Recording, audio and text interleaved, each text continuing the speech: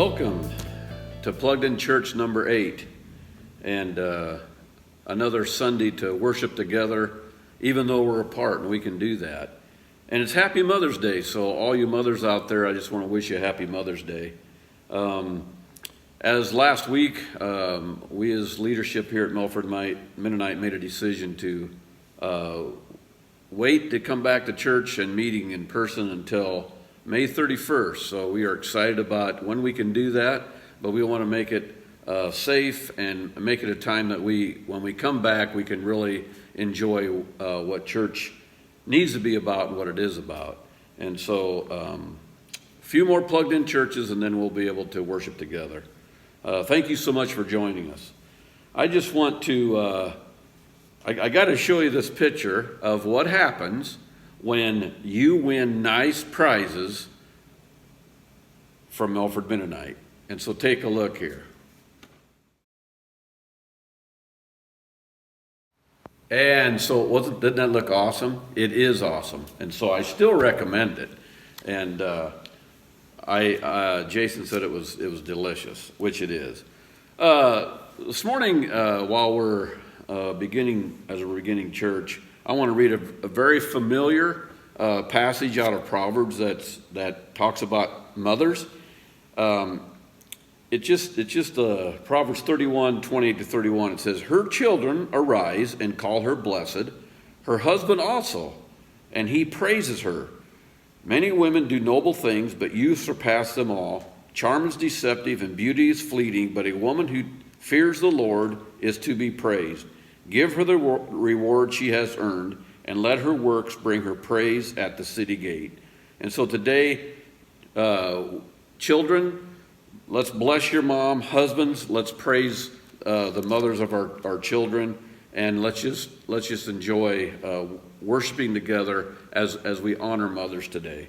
And in doing that, I want you to take a look at some pictures that were sent in last week of our very own mothers, grandmothers, and children that they sent in and put together, celebrating and be blessed by that.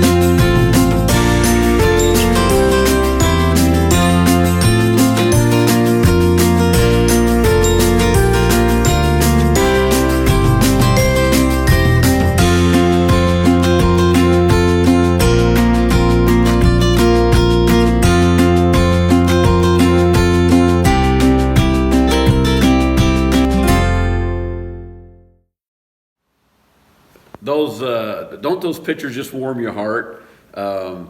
So many kids resemble your mom, and some of them it's like, where did they come from? But that's so awesome. We all love our moms. It's such a gushy, gooey, nice feeling. But sometimes it's not the kids that drive us crazy. Sometimes our mothers are the ones that we just drives us crazy. And so I want us to take a look at some situations that could very well have happened to you or will happen to you, and makes you realize that sometimes, whether you're a mother or whether you're a child, things can go kind of crazy. Take a look.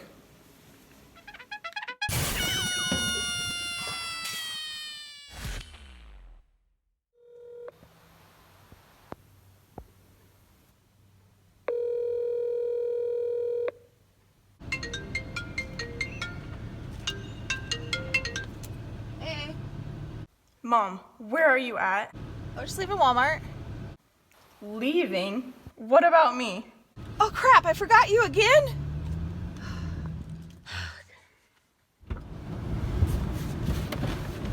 Mom, you always do this. Sorry, honey.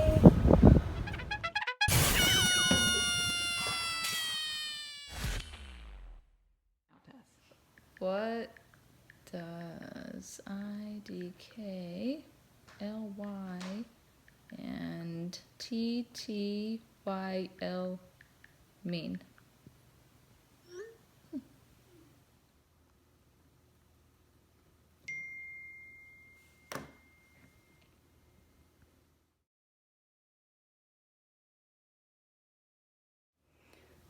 Stupid question.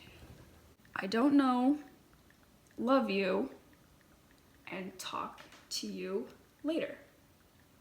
Mom, it's not that hard. I don't know. Love you and talk to you later? Fine, I'll ask Connor.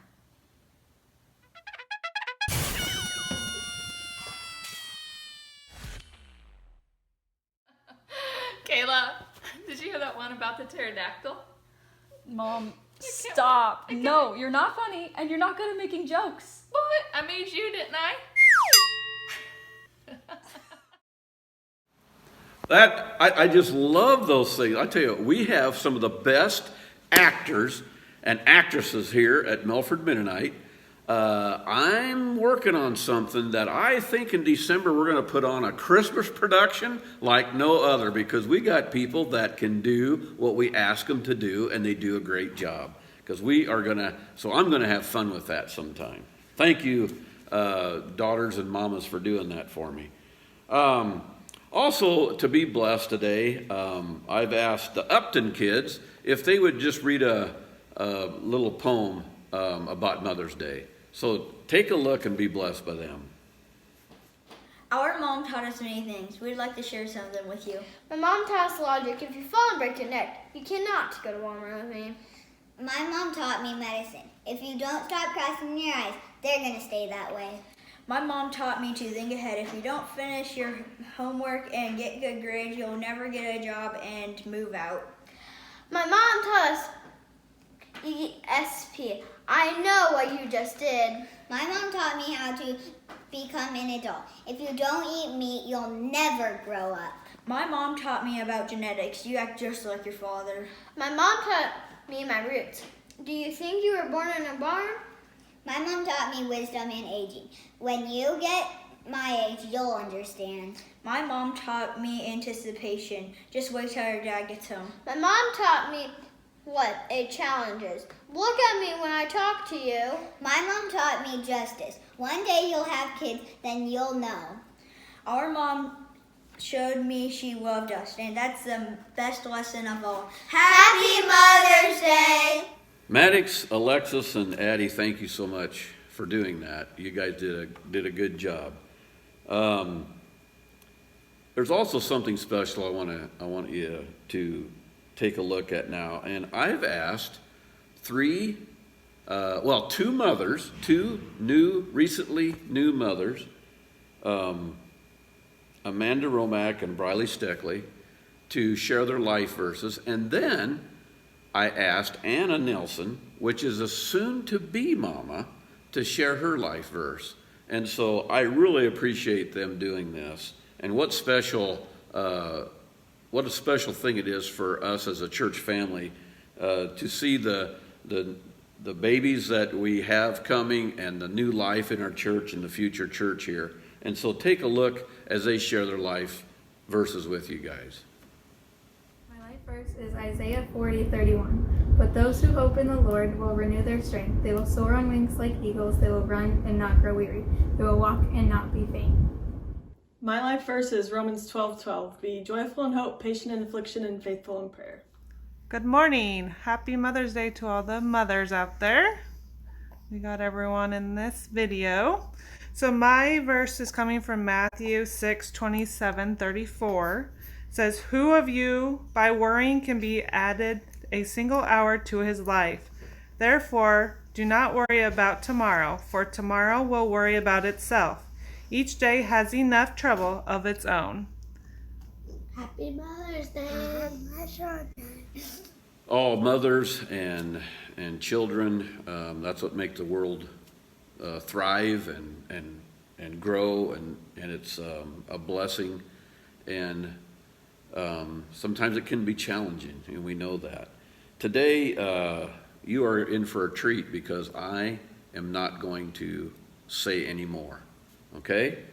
And the reason is because I really thought it would be good to have Steph share with us some insight that she has had as a mother. And the reason I say that is because as I've talked with Steph in the last 4 years, I really see how God is just really working in her heart, and He has not left her, and she has gravitated toward her faith to help her get through. Because see, in 2014, Steph and Brent and Tyler lost their son and a brother when he was 14 years old in a car accident. And I can't think of anything more tragic. And as I walked with Steph and Brent and Tyler, and as I heard Steph's heart, I am just blessed by God's mercies and grace on her life. And so I'm going to have her share today. And I want to share a verse out of, actually it's in the Gospel of John.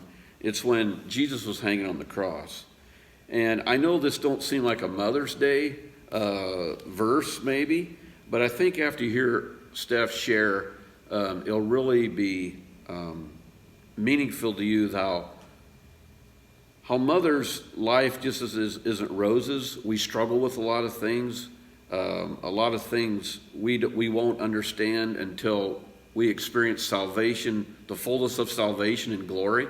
And I think this is what the mother of Jesus experienced. It says, "Near the cross at Jesus stood his mother's sister Mary, the wife of Cleophas, and Mary Magdalene. When Jesus saw his mother there and the disciple whom he loved standing nearby, he said to his mother, 'Dear woman, here is your son.'" I can't think of a more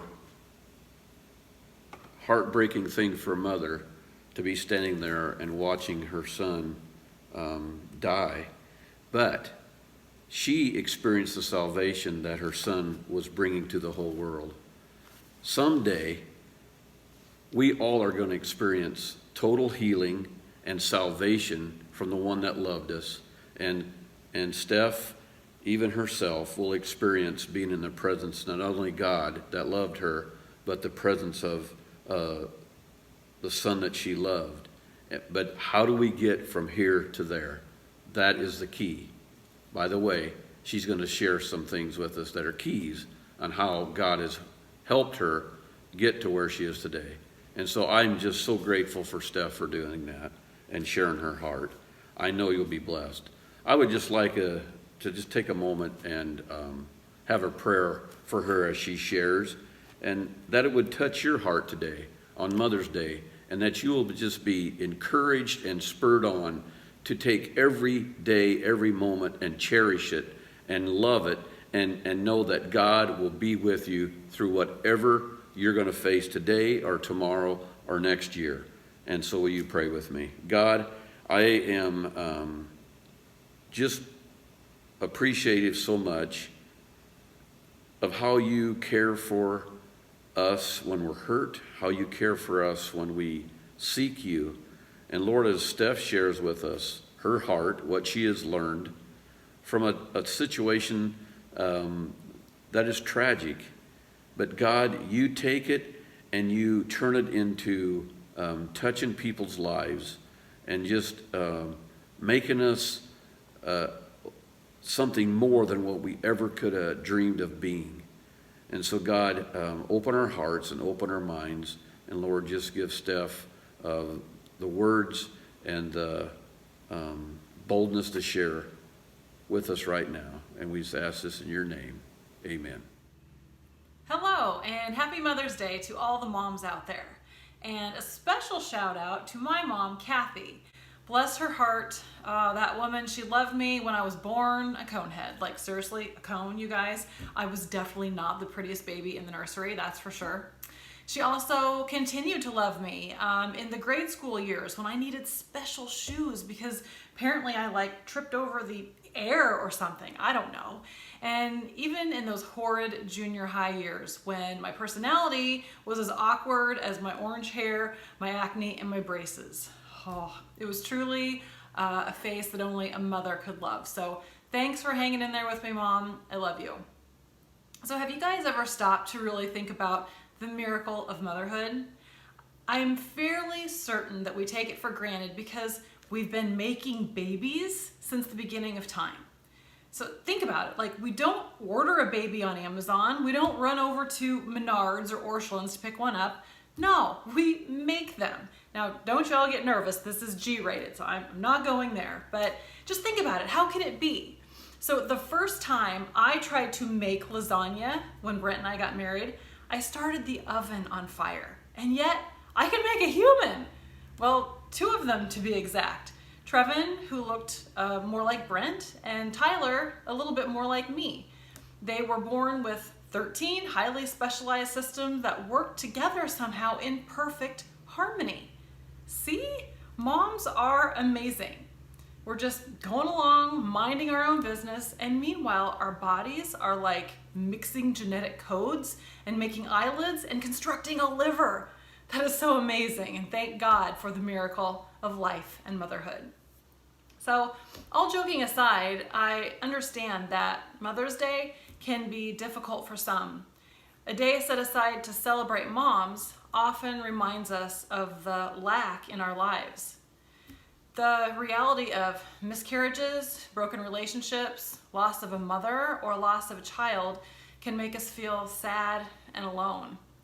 We see other seemingly perfect families, and it's hard. So this is my 7th Mother's Day without Trevin. That is crazy. And as crazy as it sounds, this holiday doesn't mess with me like the others do. I just feel blessed to have 2 amazing boys. Tyler here on earth and Trevin waiting for me in heaven. I always think they're like the bookends on my life. Tyler here, Trevi there. So either way, I'm never without my boys. So if you assume that this type of thinking was an easy, natural response after losing Trev in 2014, you would be wrong. It took work, it took patience, it took practice, and it took a whole lot of prayer. So today, if you are struggling with loss or even just feeling a little funky because we're in this quarantine, right? I'd like to tell you what has helped me. But first, a disclaimer. Okay, there is no reason you should take advice from me. I have no degree, I have no long list of credentials behind my name. I'm just a regular old mom who's been through the worst and somehow survived to tell the story. That's all. So now that we have that all cleared up, let's talk about my keys to healing. I have probably 12 to 15, but Tim told me keep it short, so I'll just talk about 3 today. Okay, the first key to my healing was and is my faith. I've always considered myself to be God's girl, and I knew He'd be there when I needed Him the most. So I put my trust in Jesus, and I asked Him, and I begged Him, and sometimes demanded that He help me and do the heavy lifting for me, but I think He can handle it. I just knew that I couldn't do it alone.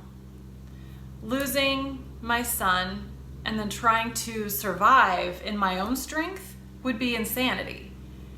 kind of like swimming across an ocean using the little pink arm floaties, or trying to brave a hurricane with a Scooby-Doo umbrella. Like, it's impossible, it just wouldn't work.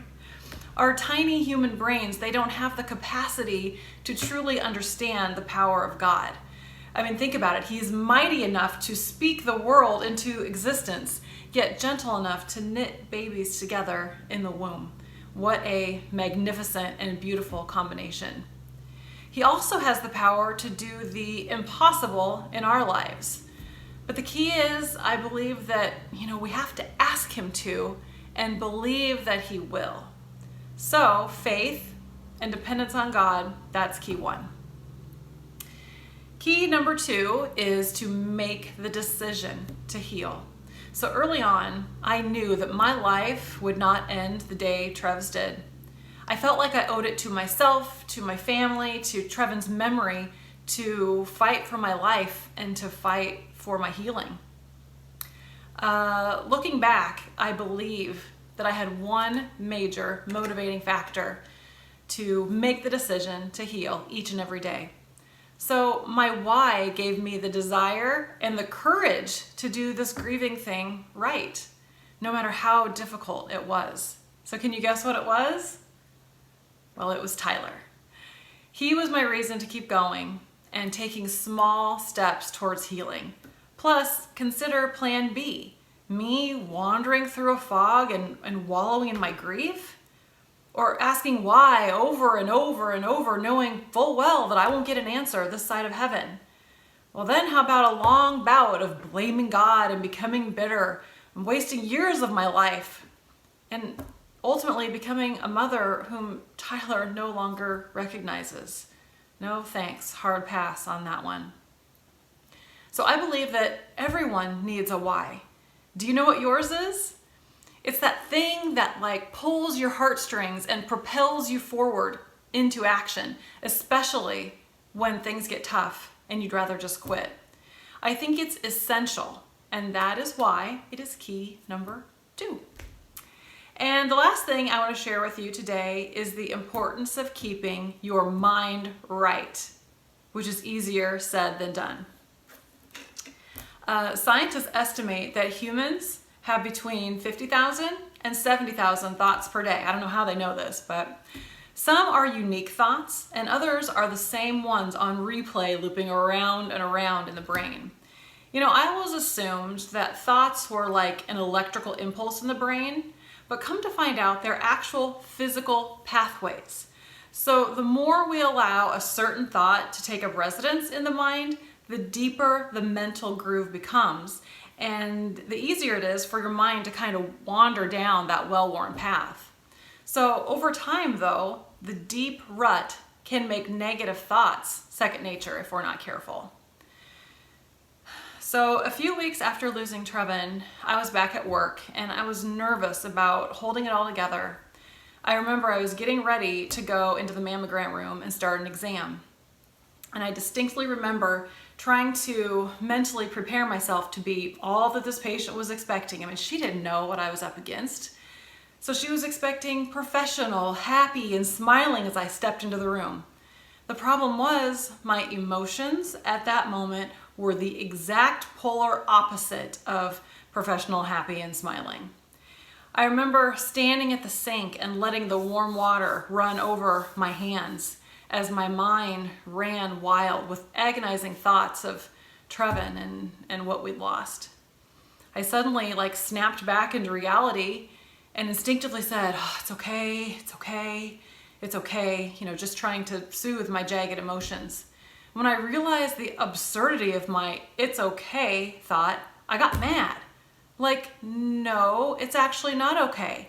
And seriously, if I want to get real right now, this will never be okay again. Then suddenly, a picture flashed into my mind. It was familiar. I had just taken it a few weeks before.